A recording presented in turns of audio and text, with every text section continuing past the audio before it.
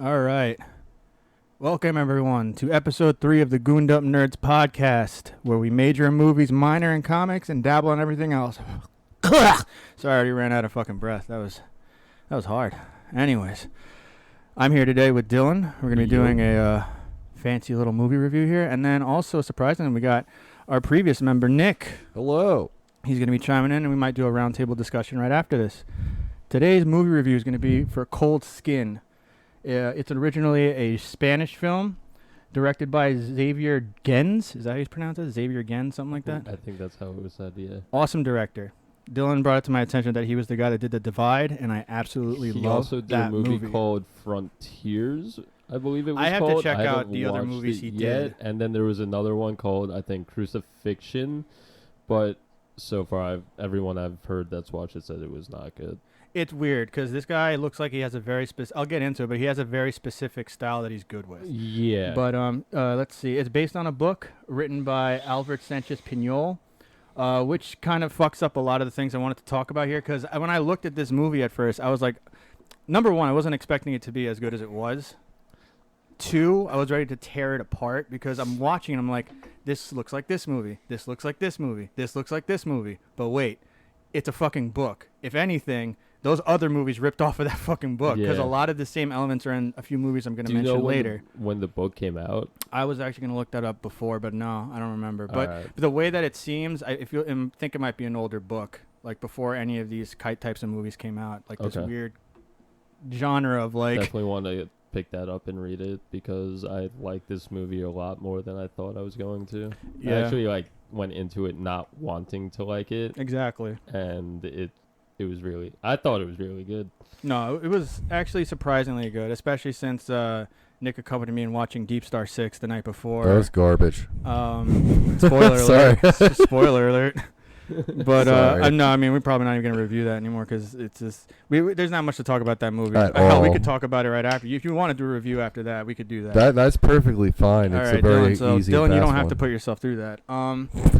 Anyways, so the basic summary of this story is that a weatherman, I think it's 1914 it takes place? Yes, September 1914. A weatherman that's working for the British Navy is getting sent to an isolated island where basically he has to just track the wind patterns.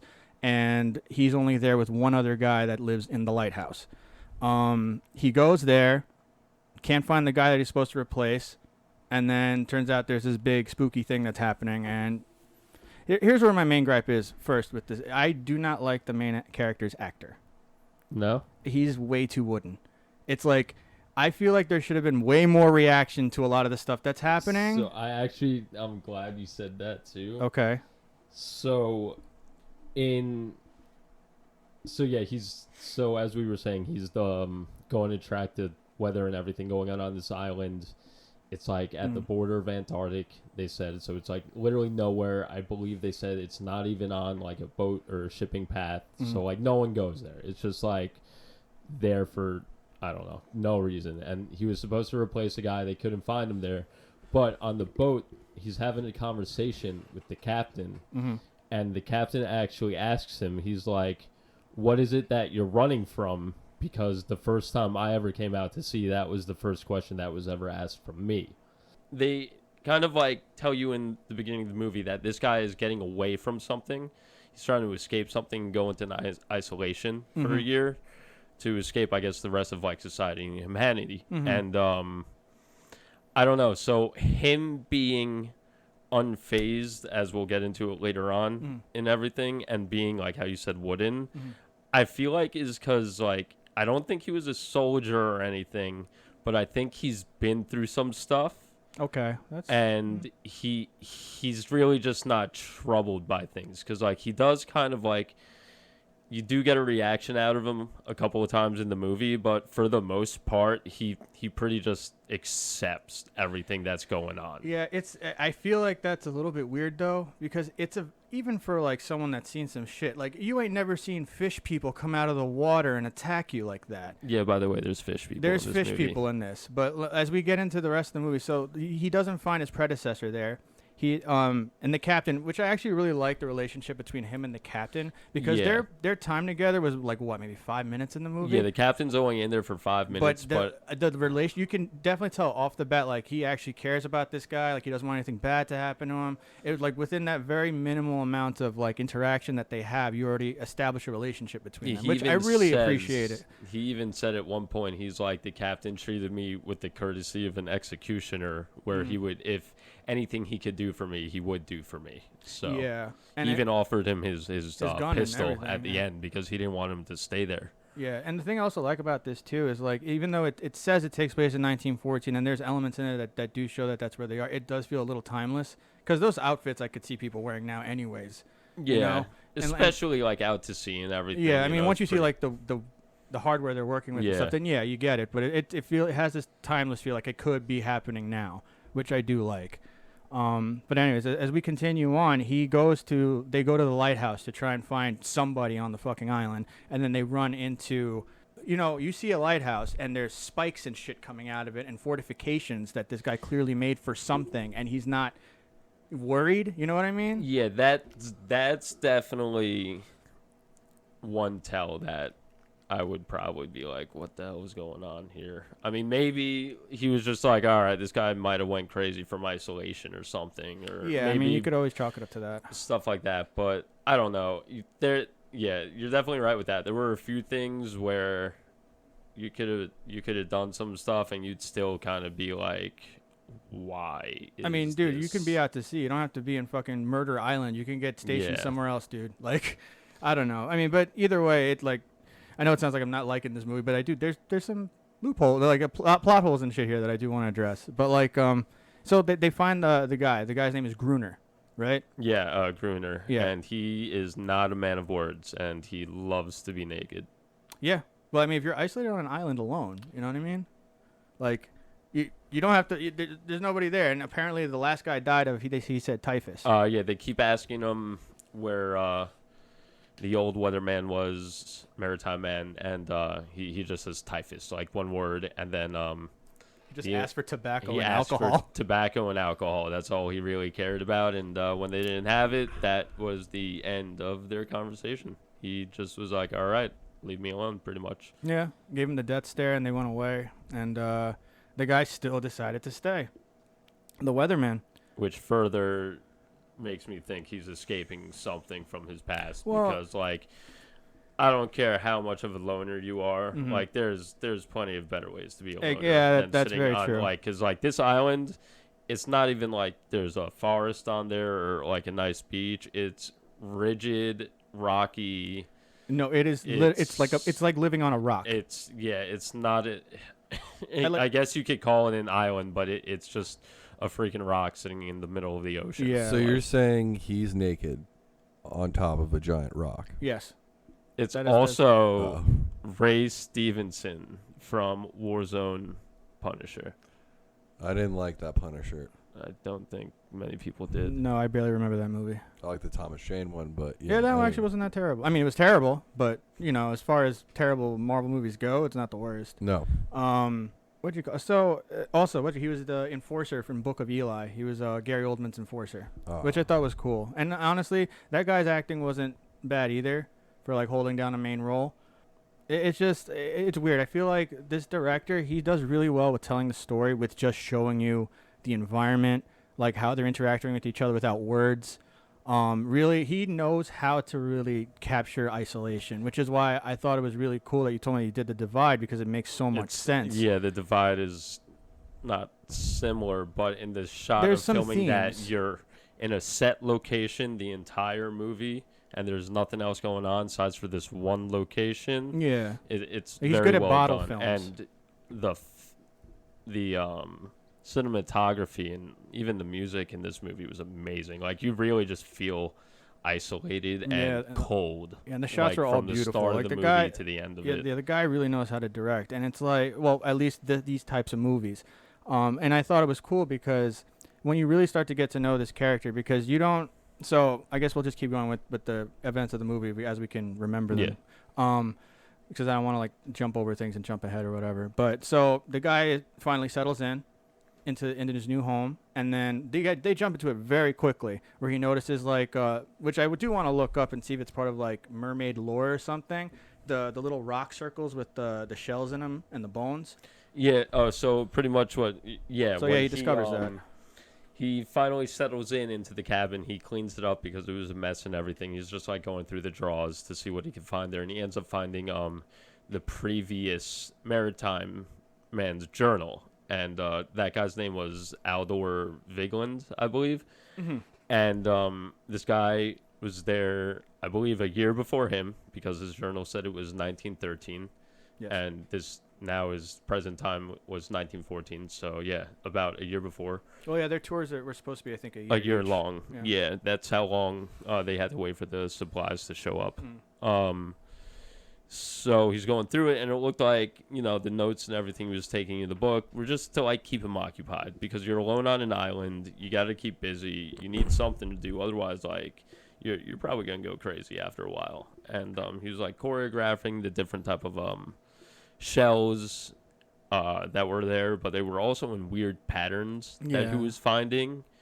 There's even parts that he was writing where he was, like, questioning his sanity at points, if he was seeing certain things, like footsteps that were like similar to, like, I think he drew a picture of like a crocodile or something. But he's like, I've never seen a crocodile on this island. And even in the beginning, the captain states, like, there's no birds, there's nothing here, like, on this island. Like, when they first get there, like, there was no living. Which also kind of begs to wonder, like, how was Gruner surviving this entire time? Like, I guess he was fishing or something, because his supplies must have run out some point. I think that answer we'll get to pretty quick. Okay, but anyway, so after that first night, after he settled in, after he sees all that shit in the journal that you were talking about, which, if you want to dissect the journal a little bit, I thought that shit was like, that was really cool, like foreshadowing and stuff, even though it's odd. So you look in there, the guy, it looks like normal stuff. He's cataloging things he's seeing on that, and then it slowly devolves into, like, you see, like, weird fish hybrid pictures, and then, like, things that say, like, Darwin was wrong, and, like, all these weird things, and, like, pictures of, like, basically what I assume what hentai is. Where it's just there was, like, one weird picture where where this lady was giving birth to a lizard, and he wrote out, it was cannot make lizard baby, must make human baby, and, like, so he actually wrote that in there. No, I was trying to, like, freeze frame a little bit and read the writing, and it was, like, very hard to read, but some of the things I picked up, and that was one of the things I picked up, and I also believe that was only day 84. Oh, wow. And I know, like, you could probably go crazy pretty quick, but, like, for a full year, 84 days in, not even 100 days in, like, this guy's talking about lizard babies. Well, yeah, but clearly at that point he saw what was happening on the island, and he was surviving. So wait, is this the, like, prequel to The Island of Dr. Moreau or some shit? No. This is what it sounds like. No, it's not. But no. But it does get fucking weirder, creepy, almost to that level. So basically, after he settles in or whatever, the second night he's there, finally he starts hearing banging on the door and banging on the doors and shit, and then, like, he starts hearing weird noises outside. And like, usually I was assuming this movie was going to basically just be a typical siege movie, not so much a character study of these guys. Yeah.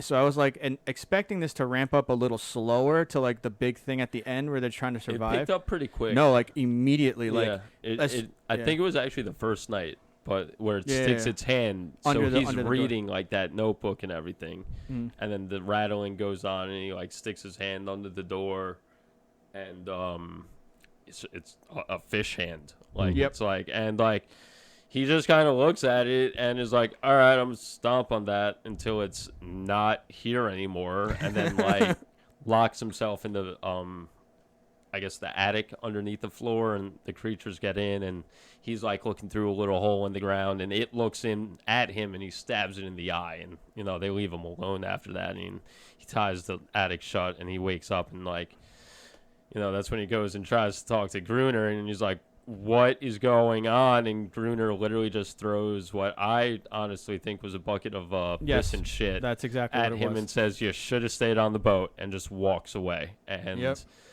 But at that point, he Yeah. starts like he fortifies his house. I'm surprised they ramped it up as quickly as they did. Yeah, like day 2 fortifying his house, just like, all right, well, this is it. And he like something that you would see like at the end of a movie, like, or you would think you would see at the end of a movie like this, where he's like laying down, like he actually has like a moat where he was gonna lay like a fire trench in and Yep. stuff, Right. like a last stand type of thing. But he does it. It fucks up. Because he's doing the whole thing, hands are coming in through the windows or whatever, and he's shooting off whatever. He finds a rifle with like 1,000 rounds somehow. Yeah, well, I'm sure they left it with him. I'm sure they gave him a rifle with the ammo because it was during World War One. No, I think it was before. Right before. It was right before Okay. because we'll see. We'll let you know. But yeah, I think it takes place right before. But he does work for the Navy, so that's Yeah. what I'm pretty sure that he works for the Navy. So. He's popping off rounds and stuff, and then he eventually like says fuck it. He lights his fire trench, and he burns his house down, or he burns his house. Yeah, it was too close to the door. Whole door caught on fire. Couldn't get out, so he ended up Which I kind of appreciate because I'm like, you know what? Every movie they show this thing like working without a hitch, and this one's like, no, this could backfire on you. Yeah. This idea it works, but it could backfire on you. He ended and up I appreciated that. throwing a sheet on over himself and like just diving through the door. And had to hide out in the rocks for the rest of the night, but it was raining on him. He also burnt his hand really bad. Yeah. Trying to pry the door open with a metal shovel. Yep. And then he tries to go and confront Gruner again, and then runs into one of the creatures underneath the waterfall or under Gruner's fountain or whatever. Yeah, he tries to ambush him. I don't know if he was gonna. I honestly thought he wanted to kill Gruner right there and then because of how he was like stalking him. No, I think that was go do actually. his I think job. that might have been the main intent, or at least interrogate him and Yeah. see what was happening. Like maybe wound him, and then because he was stalking like he was gonna do. Because at the very least, if he really wanted to think about like, hey, he has the only fortification, and he's an asshole. I'll fucking take him out and That's fucking live probably there. exactly I thought what he was gonna. Yeah, take. but then the creature pops out, like one of the amphibian creatures. Eventually, and then he threatens to shoot the creature, but then Gruner comes up to stop him. And, he puts his gun down or whatever, and he's just like, all right, Gruner tries to negotiate, I guess, and goes, hey, do you have this, and this? Okay, let's go get it, and then you could live with me in the lighthouse. Like, essentially, that's how that went. Yeah.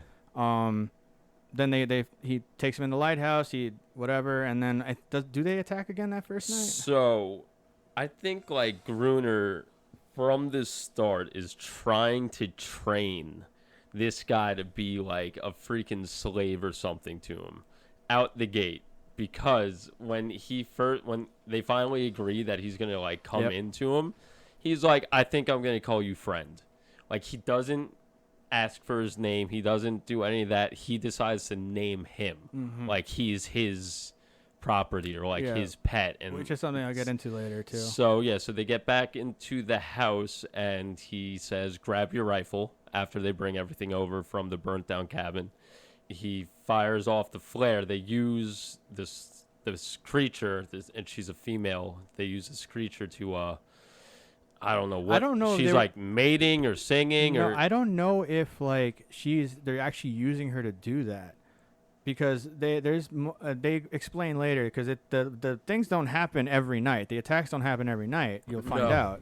But he puts her there to do that, I believe. Oh, I think he's putting her up there to draw them in, because dude's a nut job. He did say he wants to like kill them all, like he says at one point. Yeah, the guy is fucking nuts. But it's also like it's weird because at times like he seems like normal, just like someone that's just been alone for a while. There were parts I wanted to out of nowhere like he'll be like he just goes full crazy. There was like 2 or 3 parts where I really wanted to like the character, but I just like he was a piece of shit. No, he was. But it's like also because they try to make him endearing by the end too. But it's like, when it comes to when we get to the end, I'll explain like the whole thing behind him. But anyway, so they do the first night with the first siege. But the guy like.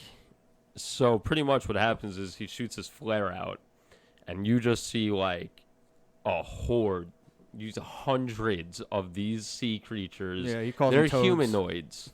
So they're like blue, like the design's pretty cool.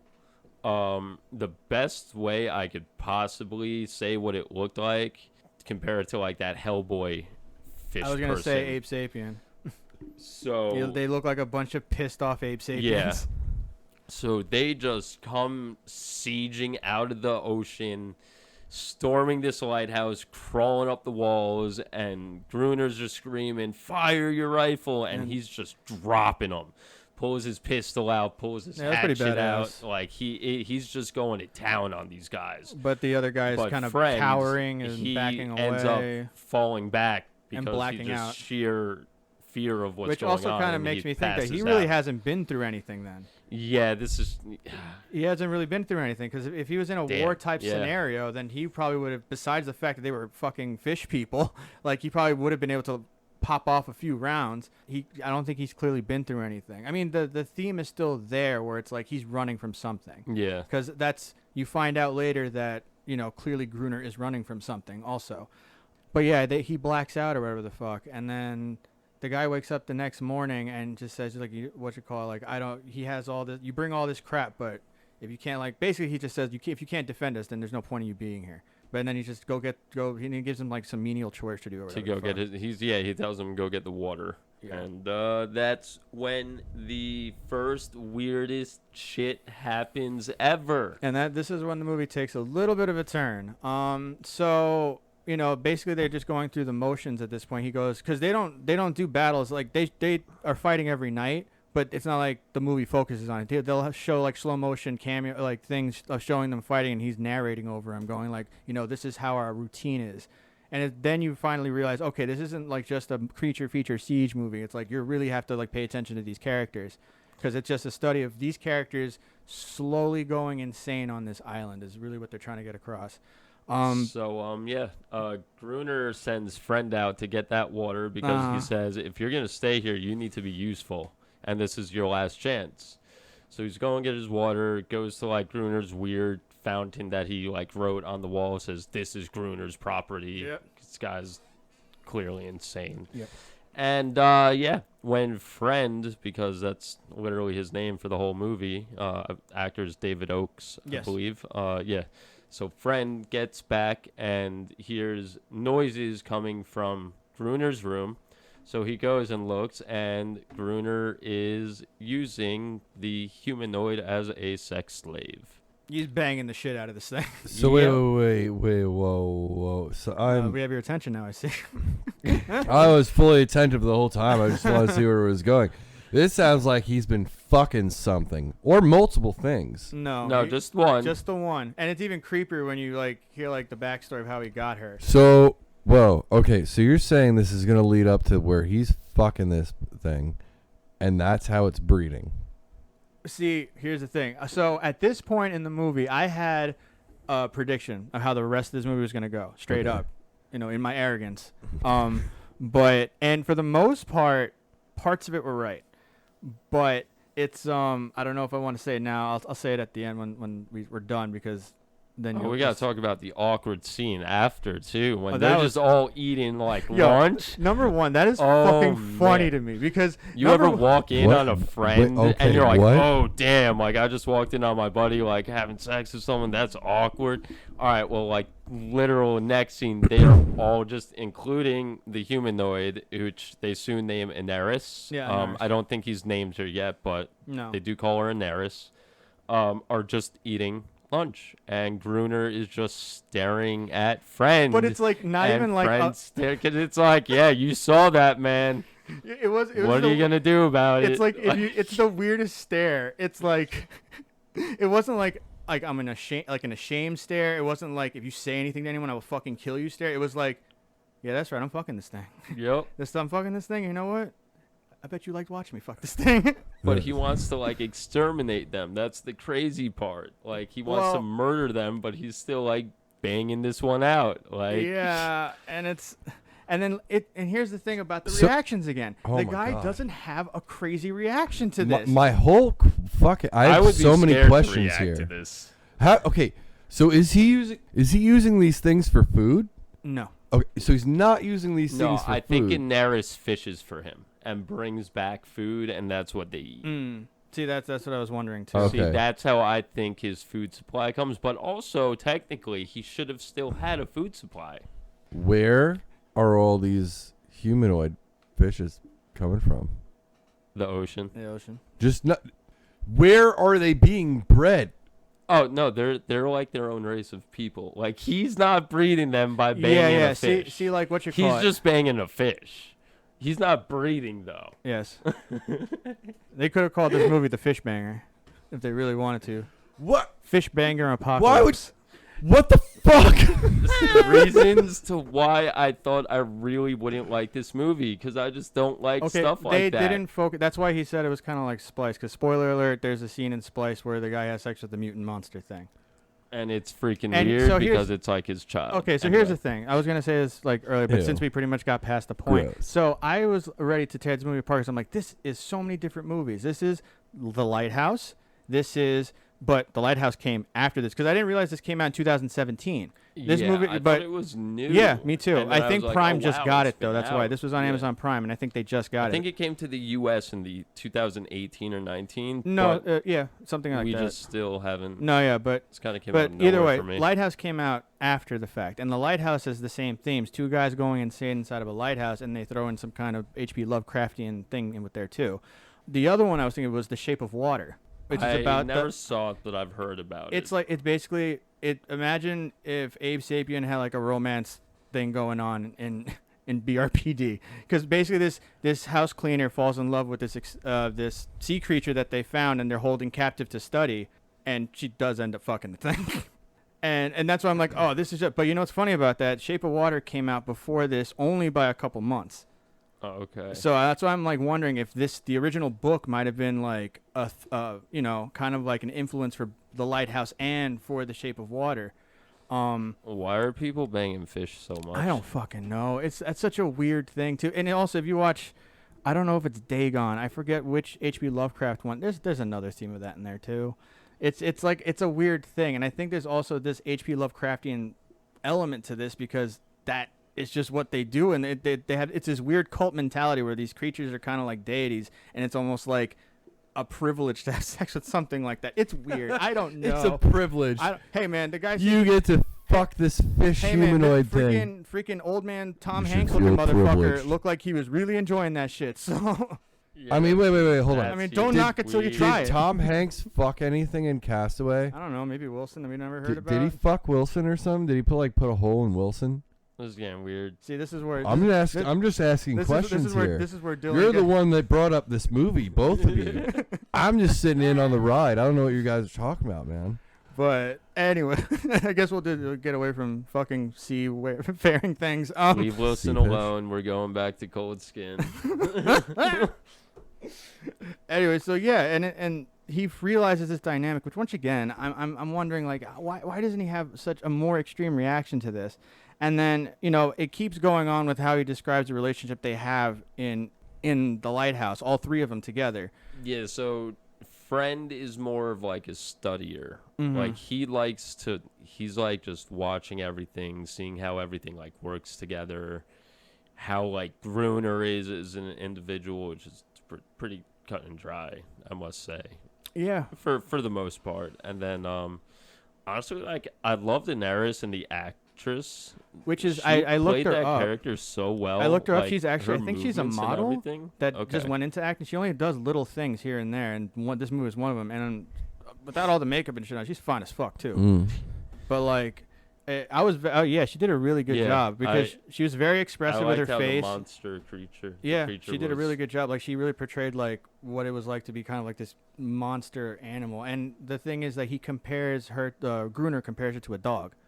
So she acts kind of has this like weird dog-like loyalty that she keeps Yeah, and I exhibiting. think that's where you kind of see where Gruner's like a piece of shit out the Yeah. gate because he says even the dog will even stay with the cruelest master at one point was I believe what he said. Yeah, and like she's And like, it's like, sometimes begging for food. Why and would he you just have to spits like? at her. Why would you have to phrase it like that, man? Like It's like it's this weird relationship he has, but like as you continue on, a ship comes by, and this also adds to Gruner's character. A ship comes by and Friend sees it, and he goes, "Oh fuck, we're running out of food, whatever." He goes to run and get the fucking flare gun. He gets the flare gun, and then Gruner tackles him. And this is one of the parts where it's like, okay, this guy is batshit crazy because he starts talking to third person. So, that's when he starts talking to third person. That's when he's about to get crazy. He's like, Gruner can defend himself. Gruner doesn't need anybody else. No more people.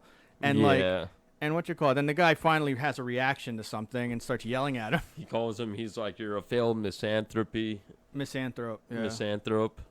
Yeah, that was a crazy scene. So he's trying to get out of there, and like Gruner just doesn't want to leave because, well, there was also he asked him why he didn't leave on the boat with him Right. when he first got there, going back to the beginning, and Gruner's like, well, why did you leave your civilization? Why did you come here? Like, I'm king here. He's like, I'm the master of my reality, and like heaven or high water, hell or high water, like Yeah, and it's like, and you he's really like get to fully in control there, and it's like, you know, it's almost like if he wasn't such a nut job, like he's not wrong. Like he escaped society. He's living how he wants to live. He's got a pattern in place every single day. Like. That's his eat thing. food, fuck a fish monster, And fight off fish monsters. Kill Yeah. fish monsters. I mean, in a way, I guess he lives the way that he wants, but it's kind of really fucked up way, dude. I mean, you're Yeah. just conditioned at that point. Well, here's the thing too. So that's why I like, once again, it's a testament to the director and the way he likes to portray these isolated people. This guy acts a lot like Mickey from The Divide, where it's like the superintendent of the Yeah. building. So, you know, we're never going to do a review of this because, I mean, there's no point. I love the movie. The Divide. It's about people that are trapped in a bomb shelter in a city after a nuclear attack, like a really devastating one. And they're all trapped down there. All And different types of people. yeah, all different types, and the characteristics. superintendent's down there with them, and that's Mickey. But the entire time, he acts almost like, not to this crazy point, but like this guy was like, "This is my place. You guys have to do what I say. Like, I'm king here." And I He's think almost like a realist. Like Yeah. he's a realist survivalist, and it's like, listen, the guy might be an asshole, but he's an asshole for a reason. He's like, he's probably gonna be the reason why everyone there lives. You might be miserable. You might not be happy with the rations you get or how you're being treated, Yes. but like you're not gonna die. yes. Like- Where in contrast, then also to Gruner, where Gruner's like, "I know I'm gonna live. I don't give a fuck about you." Yeah, Gruner doesn't give a crap about. And here's the anyone. thing too. And as we get further into the movie, so the second time that he gives him another chance to defend the fucking lighthouse, but Gruner kind of says, "All right, start popping off," and he starts popping off, and then he slowly backs away and closes the door on Yeah, the guy. So the locks guy's the guy stuck on the outside. balcony just by himself defending the thing. The siege for the whole night by himself. And at first I thought, I was like, oh, maybe he's like kind of teaching him a lesson, like, hey, this is what we have to do every night. If you can't survive tonight, then there's no point No, in I keeping think here. he just wanted him out of the picture. Yeah, that does. I honestly At later on, think- you realize, no, this guy just wants him out of the picture. He doesn't want him But here. he just can't do it himself. Yeah, I don't think he has. I think he's too scared to actually be alone. that's what the But guy he- was yelling at him about. He's like, Yeah. you're too cowardly to actually kill your enemies, and he's afraid of having no one left to hate, that kind of thing. Yeah. But later on, you do realize, no, he wants this dude out of the picture, especially as the movie progresses, and like it's starting to get a little fuzzy for me because I tried watching this again, but like Anaris and Frentz are getting close, not like super sexually close. So what? Yeah. So he starts paying attention more to Anaris and realizes that she shouldn't be treated like the piece of crap that like Gruner's treating her the whole time, Mhm. and that kind of like there's got to be a little bit more to this and like what's going on. But he's like studying her and researching her, and like he has his like little monologues like explaining, and that's where he Yeah. comes up with her name and everything. He's always like seeing her swimming in like a hot spring or something and all that, and Which is also a weird thing too, because she's not trapped in that lighthouse. She can leave, yeah, she can leave, but she whenever chooses not she to. wants. But she chooses not to be Yeah. with her people. She just stays there, which is the weird thing. But then I guess they kind of explain it later when Gruner goes into the backstory of how he got her. But that's a little bit later. But like I said, they start getting closer together and like closer, just because. One, he feels bad for Anaris and how she's being treated. And then he starts there's this underlying thing that he's doing where he's like, these things aren't just mindless animals. No, they aren't. They understand. They understand things. They feel like he starts really picking up on that. But then he starts also like getting sick of fucking Gruner's like extermination thing too. And then and he guess really what? wants to leave the island. And guess what? We have more fish banging. There's a lot of fish bang. Friend decides to bang the fish. I don't think he banged her. You don't think they I did? don't think he banged her. You just said, and you guys said two different things. No, because I thought he was talking about Gruner. Because literally, you hear like there's points where Friend no, is just Gruner's banging her. yeah, Plain and simple. Friend, like there's what like a Fight Club moment where he's like you, laying like, down, you just literally, hear it like, thumping, Witness and, like, that stuff. Yeah, so it's like that's what I thought he was talking fun. about, but it's Yeah, like it is. It no, is but- screwed up, but no, I don't think Friend actually did. I don't that. know, man. He sees her in that hot spring, and then he takes his shirt off and walks all like. But he kept his willy-nilly pants into- on. you know, okay, for the Willy-nilly. moment, he kept his pants on. He I don't kept know. his pants on. He Maybe might had- have just been trying to meet her at her level. That's Listen, what I think. They were inches away from each other's face, and Gruner was sitting behind a rock. Look, I don't know what kind of watching weird him. Friend fan fiction you're trying to write here, but I don't think. Okay, so the reason why, because now we got to step back a little bit.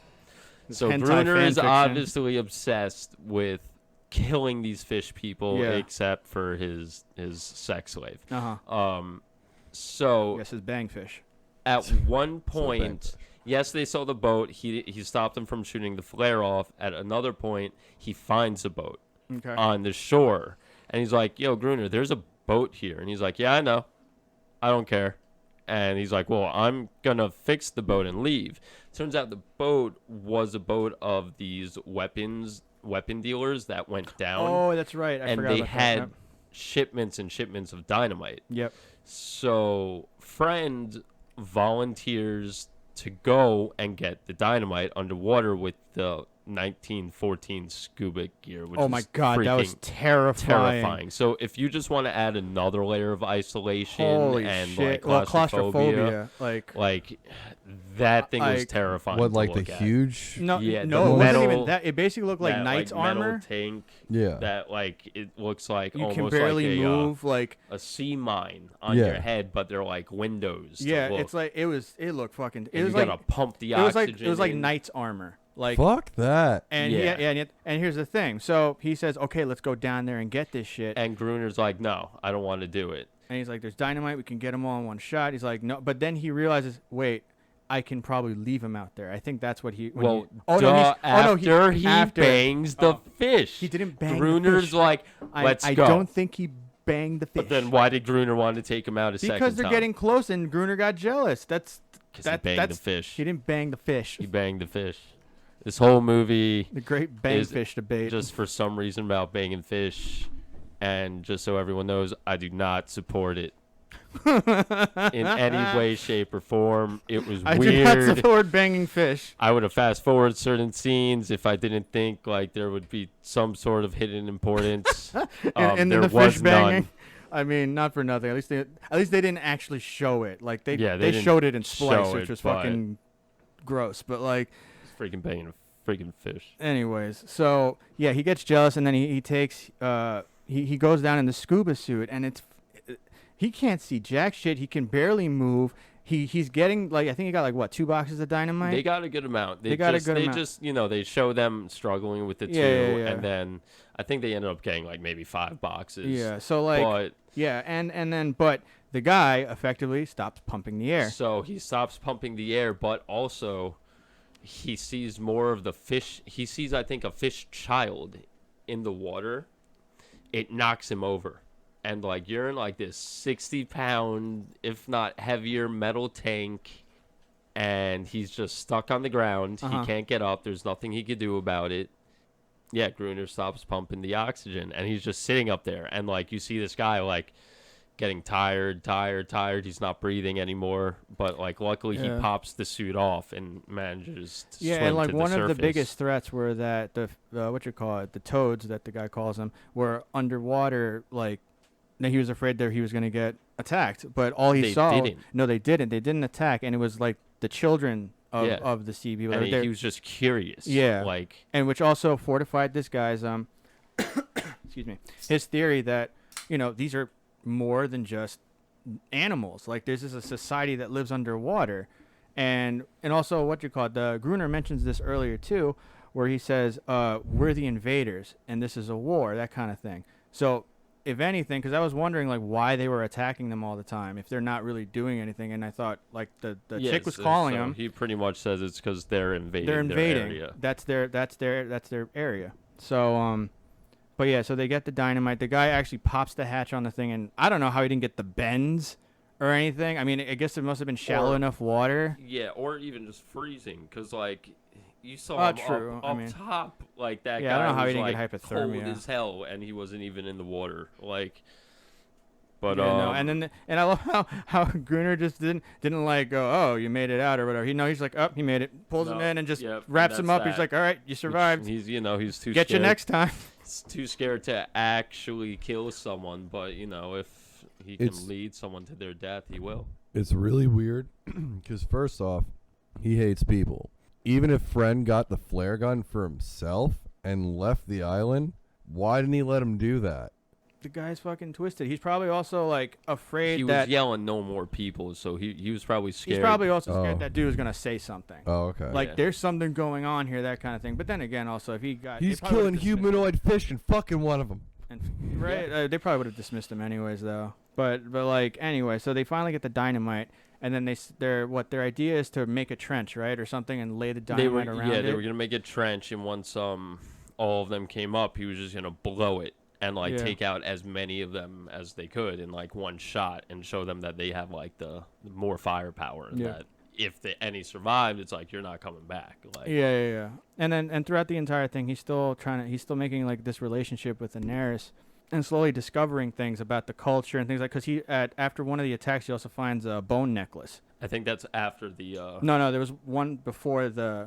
Yeah, found and it? then what you call it? So, The second they're wearing, one. like jewelry. And yeah, stuff. they wear jewelry. Like, it's not and, like they're just. Like, and then like what you call it? So after this other attack, and this guy's like at this point, this is like we're at the peak of his craziness, or whatever. Like he's drunk, like on top of the thing. I think the first night we was expecting them to come, and they never come, and he almost freezes to death up there waiting for them. That on was his hand one on of the plunger. scenes where I wanted to like him. Yeah. Because I felt bad because he was just so like ready for this battle. Yeah. And like even there's still a point where you do feel bad, but at another point too, you're just like, nah, you just should have died a long time ago. You didn't like the character named Friend. What? That's what I'm asking. Oh no, we're talking about Gruner. Gruner.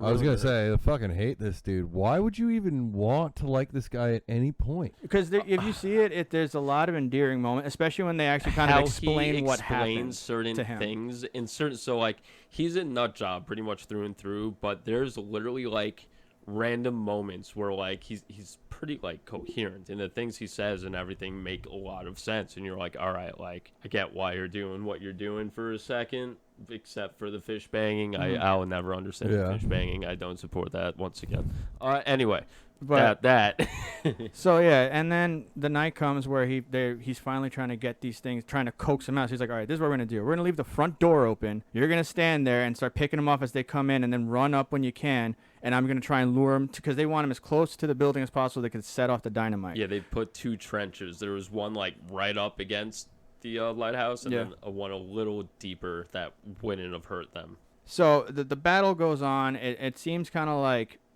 futile because there's so many coming in. They surprise him, and then eventually the guy, they set off the dynamite, and it murks like all of these freaking fish people, and also knocking them out too. The next morning, they pretty much have to like pick off the ones that are kind of like lingering and dying on the shore. Daenerys left too. Yeah, she Daenerys escapes. leaves. Yeah. And then did you want to talk about how Gruner found her, by the way? We never brought that up. Yeah, the way that Gruner found her, he said that he found her when she was young, tied up in a net. Yeah. And then he took her in, nursed her, and then I guess at some point he said, I'm going to bang this thing. And that's what freaks me out too, because I'm like, so you raised this thing from a little fish thing, and then at a certain point you're like, I'm going to fuck it. Like that's fucking weird. Like, makes me think they age really fast. I don't know, because he was they only there for a year. Yeah. So he got it as a child. Yeah, he found it tangled up in a net as a one of his child fish nets. Person. And then as he raised it, I guess he realized it might, because they don't look like you can tell the difference. So it's like they just adult in a year. I guess so. I guess something like that. That would also explain why there's so many of them, and how he was saying, oh, they're trying to replenish or gather their numbers and stuff to attack again. Yeah, because I definitely thought he was there longer, but like I said in his journal, You'll see. Well, we're getting there, so don't worry, we're getting there. And but like anyways, because we're towards the end anyways. And he finally, friend, like notices, he finds a necklace on the fish person that just died. He's like, we're doing the wrong thing here. We're killing these we're killing these things, and that we're not allowed to do this. So later he starts like finding ways to kind of make amends with them, and that's, I think, is that when he does the shell thing? So he made like a whole shell thing, I think, and maybe that was That was like a peace offering, I think he was trying to do. maybe a peace offering, or even just like a burial. Maybe he was burying that one guy, something like that. And that's when Daenerys comes up with the rest of them and the child. And he's just sitting there, and then Gruner comes out, and he's like screaming like, you gotta come back to me, because Daenerys left when they blew everything up. She got away, and he's like yelling at her to come back. Friend is just like, listen, I think we got this wrong. I think they want a peace treaty and all that. He's like, put your gun down.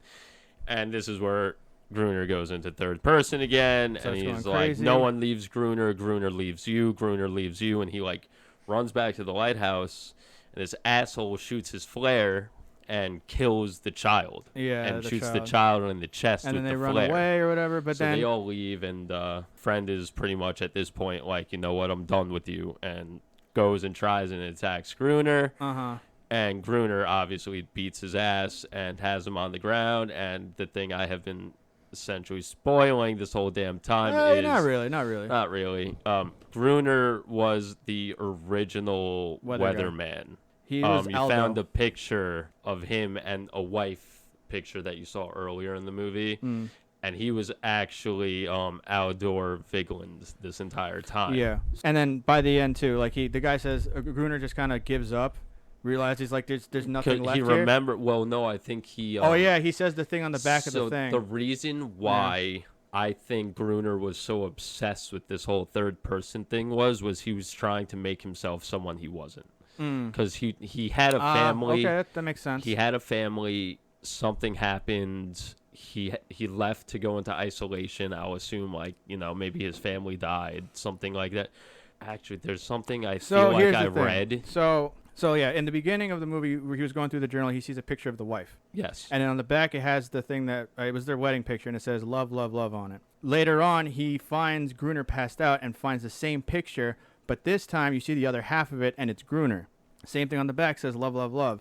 By the time that Gruner finally just says, "Fuck this," he walks out and lets the fish people eat him. He's saying "love, love, love."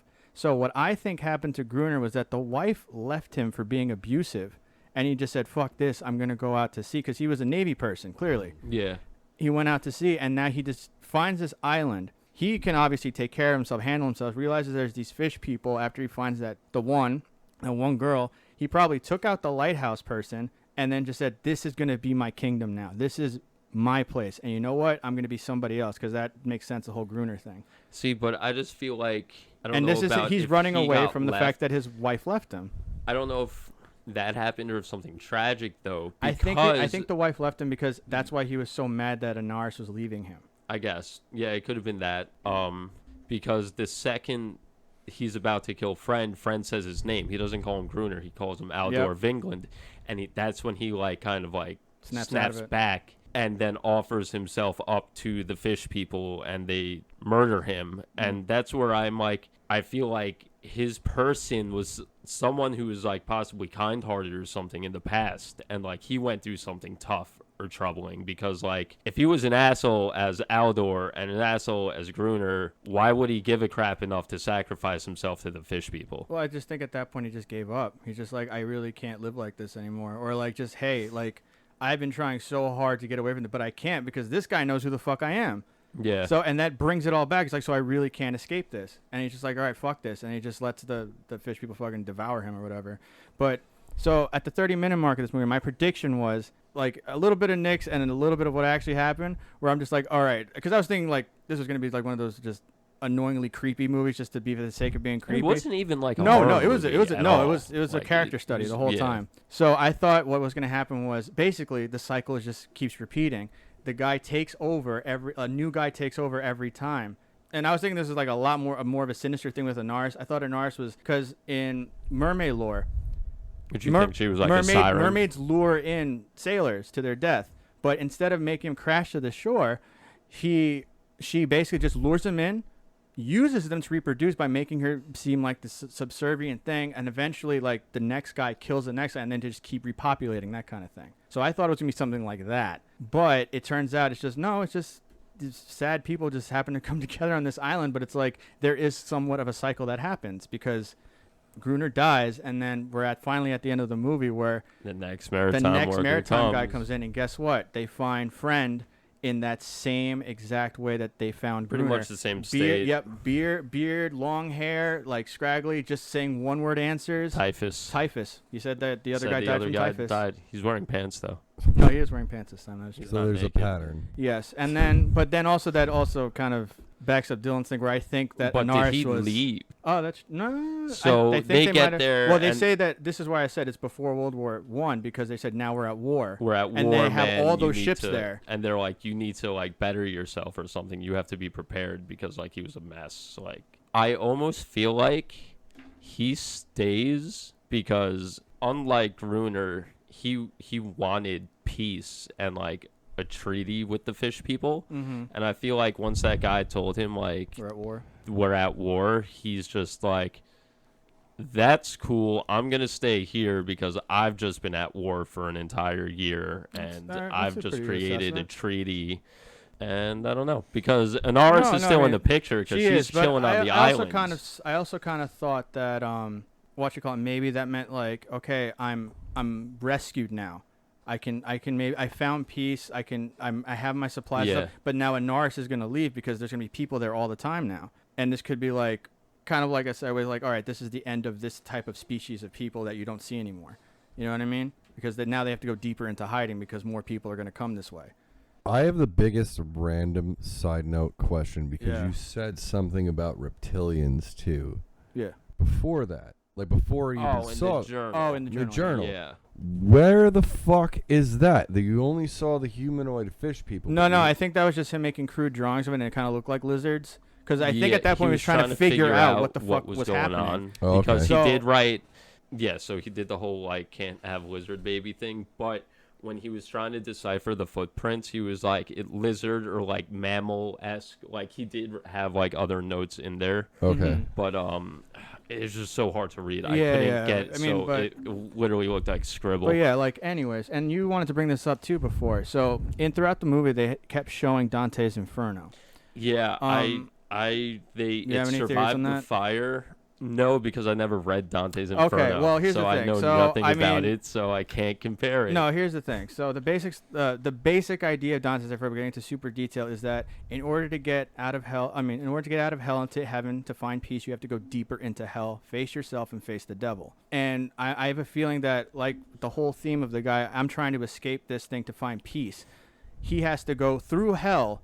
He found himself smack dab in the middle of this hellish situation. He's like, the only way I'm going to survive this is if I just keep getting deeper into it and really committing to it. That's why by the end, he basically becomes kind of like a Gruner. He put himself deep into hell, and now finally, like, the Navy comes, he can get supplies, he's at peace. That kind of thing. That's the only way I could really think. I don't remember anything about fish people in goddamn Dante's Inferno. So, You know, I don't think they're fish but like, people. if you actually want to, though, there's an animated Dante's Inferno Yep. that's actually pretty I accurate. watched it years and years ago. It's he's, pretty like, looked for his accurate. wife or something, right? Yeah, that's part of the story. But it's Okay. like that's a cool movie if you get to see it because it's every chapter is a different style of animation. So it was pretty cool, and it's actually pretty accurate to the movie, which also they based on a video game too because they made a video game out of it. It was like almost like a God of War style thing. Okay. After that, like that's it. I mean, like I really like this movie. Like It was good. I liked it more than I thought it was going to because it was a lot deeper than I thought it was. There was like a lot of things in there, like all these different elements, and it's cool to know that this came from like a book and not ripping off of anything else. Like I said, I really like the director. If anyone gets a chance to see The Divide, fucking watch that. I think that's also on Prime. I'm not sure. Yes, it should be. Yeah, because it's really fucking good. Hmm. But yeah, anything else you want to add to this? There's nothing after the credits, so you don't have to sit there and wait like every Marvel Okay, movie. that's not every movie has a goddamn stinger at the I don't end. know, Yeah. man. I feel like it's becoming. Is the new that the thing now? All right, so I got it. All right, It's next movie I watch, I'll see if there's a stinger at the Yeah, end of that. double check nowadays. But anyways, I guess that wraps up the movie review portion of this episode. When we come back, we'll have a small roundtable discussion. So we're gonna take a quick break right now.